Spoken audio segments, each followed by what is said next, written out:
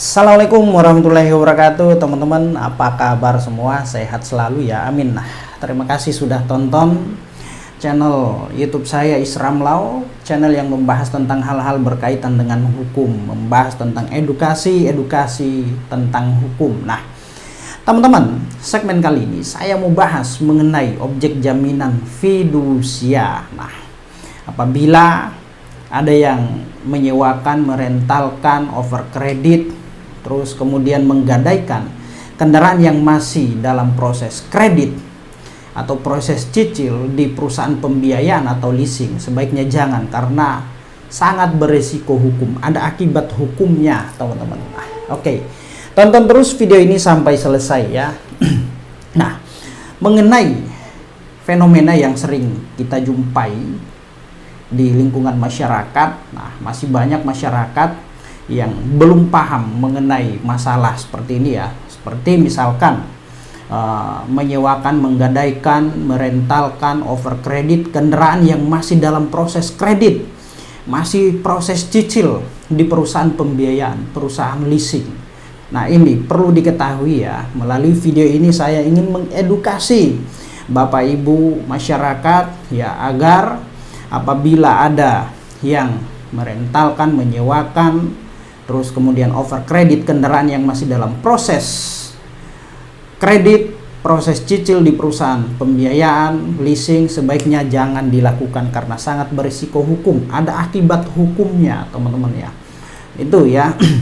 Nah, boleh dilakukan apabila ada persetujuan secara tertulis dari perusahaan pembiayaan atau perusahaan leasing. Nah, kalau tidak ada persetujuan secara tertulis, maka itu jangan dilakukan. Nah, ini sangat berisiko hukum ya, karena mungkin banyak kebutuhan ya, terdesak kebutuhan ekonomi, keuangan, finansial, sehingga masih ada masyarakat yang melakukan hal semacam ini, menyewakan, menggadaikan kendaraan yang masih dalam proses kredit, masih dalam proses cicil di perusahaan leasing, perusahaan pembiayaan. Nah, sehingga ya tak jarang juga mereka diproses secara hukum ya, kasusnya penggelapan lah ya, terus kemudian penadah lah dan lain-lain ya, diproses secara hukum. Nah, maka dari itu melalui video ini Bapak Ibu ya, semoga disimak, jangan melakukan seperti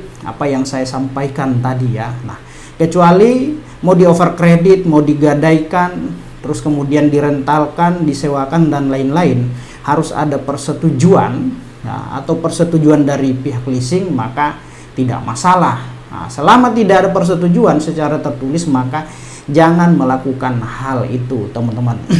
Ataukah mungkin ada yang menawarkan jual beli kendaraan, menyewakan, merentalkan dengan harga yang sangat murah. Jangan tergiur dengan harga yang murah ya, karena ya bisa jadi itu kendaraan yang sedang dalam masalah atau bermasalah. Maka sebaiknya dalam hal proses jual beli, terus kemudian over kredit atau menyewa, baiknya dilihat dulu kelengkapan surat-suratnya, apakah ada STNK, BPKB dan lain-lain. Nah, kalau semuanya lengkap nggak apa-apa, ambil aja, beli.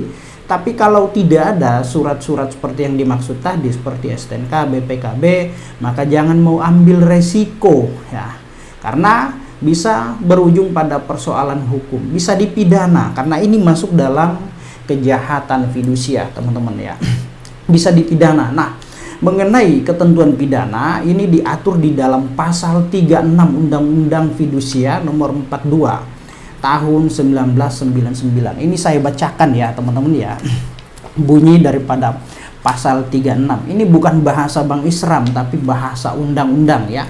Undang-Undang Fidusia. Nah, bunyinya di sini menyebutkan bahwa pemberi fidusia yang mengalihkan, menggadaikan, menyewakan benda yang menjadi objek jaminan fidusia sebagaimana dimaksud pada pasal 23 ayat 2 yang dilakukan tanpa persetujuan secara tertulis terlebih dahulu dari penerima fidusia. Penerima fidusia ini yang dimaksud adalah perusahaan pembiayaan seperti leasing ya, maka dipidana dengan pidana penjara paling lama 2 tahun dan denda paling banyak 50 juta rupiah. Wow, teman-teman ya.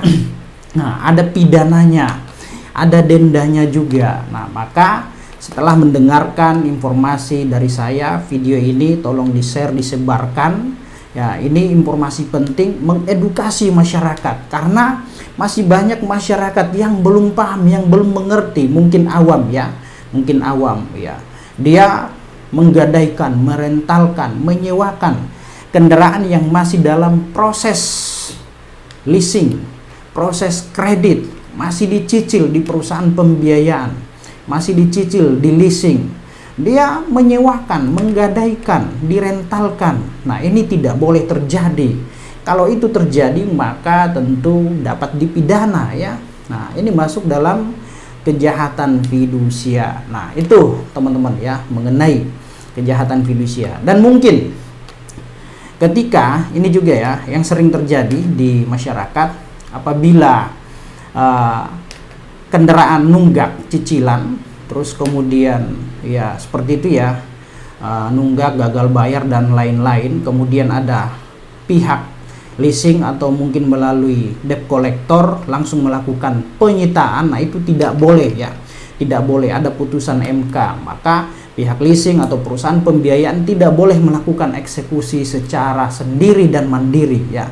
Maka langkah yang harus ditempuh oleh pihak leasing ya dengan cara meminta bantuan atau menggugat di pengadilan negeri ya mengenai hak eksekusi. Nah, itu ya teman-teman ya. Selama pihak debitur atau orang yang mencicil kendaraan tersebut keberatan atau dia telat bayar lalu kemudian mau dieksekusi, mau disita, mau diambil, ditarik kendaraannya dan dia keberatan, maka pihak leasing tidak boleh melakukan secara paksa, kecuali dia mau menyerahkan secara sukarela kendaraan tersebut. Itu tidak jadi masalah. Akan tetapi kalau dia keberatan terhadap tindakan eksekusi, merampas, menarik kendaraan melalui pihak ketiga atau seperti debt collector, dia keberatan, maka langkah yang harus ditempuh oleh pihak leasing atau perusahaan pembiayaan dengan cara ya melakukan atau ajukan gugatan eksekusi ke pengadilan negeri, teman-teman ya. Itu ya teman-teman kira-kira informasi yang dapat saya sampaikan. Semoga bermanfaat, menambah wawasan kasana pada bidang hukum, kasana keilmuan pada bidang hukum, teman-teman. Demikian, jangan lupa like, share dan subscribe channel video ini. Nah, oke. Demikian, assalamualaikum warahmatullahi wabarakatuh. Salam keadilan.